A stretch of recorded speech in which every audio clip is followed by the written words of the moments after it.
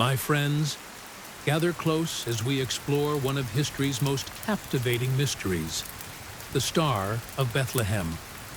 For over 2,000 years, scholars, astronomers, and believers have gazed upward, wondering about that celestial herald that guided wise men from the east to the newborn king. Was it a miraculous sign from the Almighty? Or can modern science explain what those ancient eyes witnessed in the heavens above? Let us begin with what we know from the Gospel of Matthew, the only biblical account that records this extraordinary event. Matthew tells us that Magi, learned men, likely astronomers and astrologers from Babylon or Persia, saw his star in the east and traveled to Jerusalem seeking the one-born King of the Jews. When they met with King Herod, the star appeared again, going before them until it stood over the place where the young child was. These weren't casual observers, mind you. These were men of learning, trained in the movements of celestial bodies, men who would not embark on a journey of hundreds of miles based on ordinary starlight. Now, what exactly did they see? This question has intrigued some of the greatest minds in history. Johannes Kepler, the brilliant mathematician who gave us the laws of planetary motion, was among the first to seriously investigate this mystery through the lens of astronomy.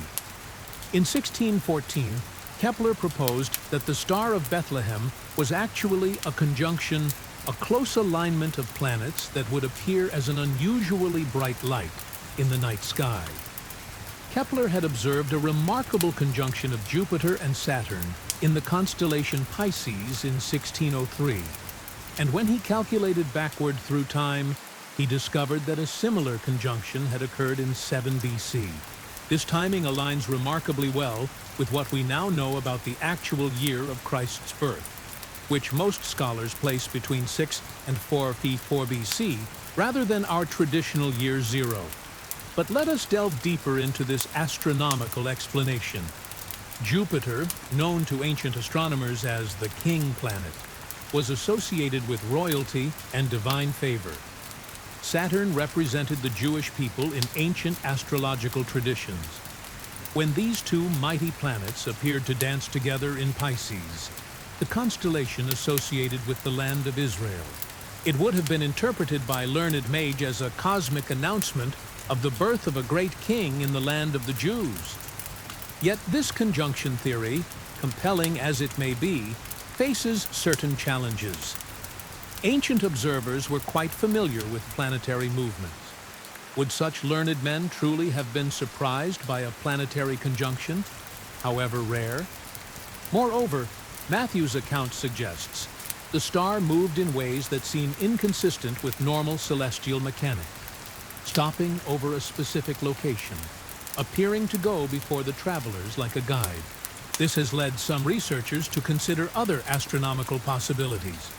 Perhaps it was a nova, a star that suddenly brightens dramatically as it explodes in its death throes, appearing as a new star to earthbound observers. Chinese astronomers, meticulous record keepers of the heavens, documented unusual celestial events around this time period. Some scholars point to Chinese records of a nova or comet visible in 5 or 4 BC. Comets, too, have been proposed as candidates. These celestial wanderers, with their distinctive tails and unpredictable appearances, have long been interpreted as omens and signs. The Chinese recorded several comet sightings around the time of Christ's birth. Comets move across the sky in ways that might appear to guide travelers, and their sudden appearance would certainly capture the attention of learned astronomers. But here we must pause and consider something profound. The ancient mind did not separate the natural from the supernatural as we moderns tend to do. To the ancients, natural phenomena were often understood as divine communication. The question for them was not whether something was natural or supernatural, but rather what message the divine was conveying through the natural order. Recent astronomical research has revealed something truly remarkable. In 3 and 2i2 BC, Jupiter, that king planet, performed an extraordinary celestial dance. It approached Venus, the mother planet, in the constellation Leo, known as the constellation of the Lion, and associated with the tribe of Judah. On August 12, 3 BC, Jupiter and Venus were so close they would have appeared as a single, brilliant star, the brightest celestial object anyone alive had ever witnessed, save for the sun and moon themselves. But Jupiter wasn't finished with its royal proclamation.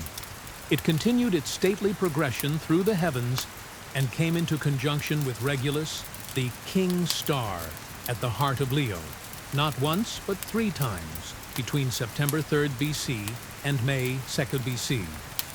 To ancient eyes trained in celestial symbolism, this would have been an unmistakable announcement. A great king had been born to the royal line of Judah. Consider the timing of this celestial spectacle.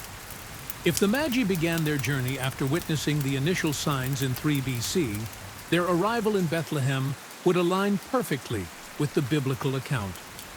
Matthew tells us they found not an infant, but a young child in a house, suggesting Jesus was perhaps 1 to 2 years old when they arrived, which matches this astronomical timeline. Now, some of you may be thinking, if we can explain the Star of Bethlehem through natural astronomical events, does this diminish its miraculous nature? This, my friends, reflects a modern misconception about how miracles work. The God who established the laws of physics and set the planets in their courses is certainly capable of using those very laws to accomplish his purposes. Think about the precision required for such celestial timing. The movements of planets are governed by gravitational forces and orbital mechanics established at the moment of creation.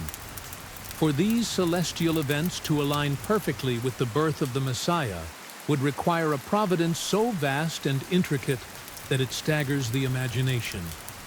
The miracle may not be in suspending natural law, but in orchestrating natural law with such exquisite timing and precision. Moreover, we must remember that the star's behavior, as described by Matthew, suggests something beyond ordinary astronomical phenomena. The text indicates the star went before them and stood over the place where the young child was. This language implies a level of specific guidance that transcends what we might expect from even the most unusual celestial event. Some scholars suggest we may be looking at a combination of natural astronomical events interpreted through divine inspiration. Perhaps the conjunction or nova caught the attention of the Magi, but supernatural guidance directed their interpretation and their journey. The star they followed may have been both astronomically real and divinely purposeful. There's another fascinating dimension to consider: the cultural and historical context of these wise men. The Magi likely came from the region of ancient Babylon, where centuries earlier, Jewish exiles had lived during the Babylonian captivity. Daniel himself had served in the court of Babylon and had likely shared Jewish prophecies, including the messianic prophecy of Numbers 24 Vertferen, Horst 2:17, a star shall rise out of Jacob, and a scepter shall spring up from Israel. These prophecies may have been preserved in the libraries and traditions of the Babylonian court astronomers. When they witnessed the extraordinary celestial events of 3 to 2 BC, they would have recognized them as the fulfillment of ancient prophecies about the coming of a great king from Israel.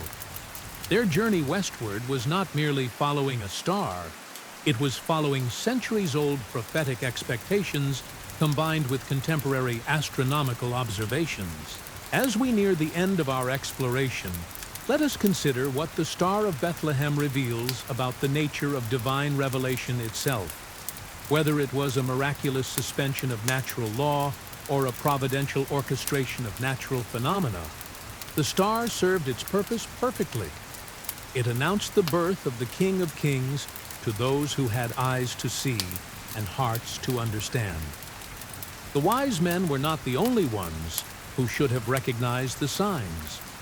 The Jewish religious leaders in Jerusalem had all the prophecies, all the scriptural knowledge needed to identify their long-awaited Messiah. Yet, they missed what foreign astronomers traveling from distant lands clearly perceived. This reminds us that spiritual insight often requires not just knowledge, but also a seeking heart and an openness to God's revelation in whatever form it may come. In our modern age, we sometimes think that explaining something scientifically explains it away spiritually. But the opposite may be true. The more we understand about the precise timing and extraordinary nature of the astronomical events surrounding Christ's birth, the more remarkable the whole story becomes. If God used natural phenomena to announce the birth of his Son, he chose phenomena so rare and perfectly timed that they would be unmistakable signs to those who were watching and waiting. The Star of Bethlehem, whether natural phenomenon or supernatural miracle, or perhaps both, fulfilled its divine purpose. It guided seekers to the light of the world. And that, my friends, is the greatest miracle of all. That the infinite God would become finite flesh. That the Creator would enter his creation, and that he would announce this cosmic event in ways that both confound the wise and guide the seeking heart. The star has long since faded from our skies, but the light it announced still shines in the darkness of our world, drawing all who seek him into his marvelous light.